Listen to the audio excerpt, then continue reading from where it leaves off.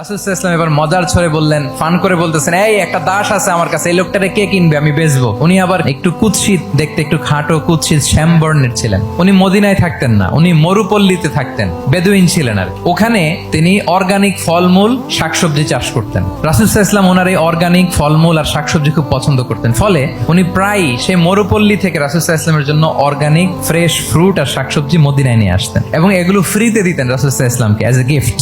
আর কিছু শাকসবজি ফলমূল তিনি মদিনার বাজারে বিক্রি করতেন। তো একবার তিনি এসে রাসূল সাল্লাল্লাহু আলাইহি ওয়াসাল্লামকে অর্গানিক এই ফ্রুট গুলো দিয়ে বাকিগুলো মদিনার বাজারে বিক্রি করতেছেন।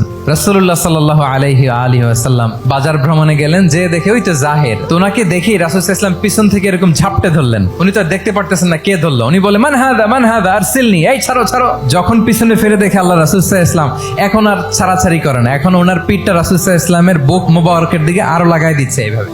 ফান করে বলতেছেন, এই একটা দাস আছে আমার কাছে, এই লোকটারে কে কিনবে, আমি বেচবো। জাহের রাদিয়াল্লাহু তাআলা আনহু বলেন, ইয়া রাসূলুল্লাহ, আমি কালো মানুষ, আমি সস্তা মানুষ, আমারে বেচলে বেশি দাম পাবেন না আপনি। রাসূল সাল্লাল্লাহু আলাইহি ওয়াসাল্লাম বললেন, হে জাহের, তুমি আল্লাহর কাছে সস্তা নও, তুমি আল্লাহর কাছে বড্ড দামি।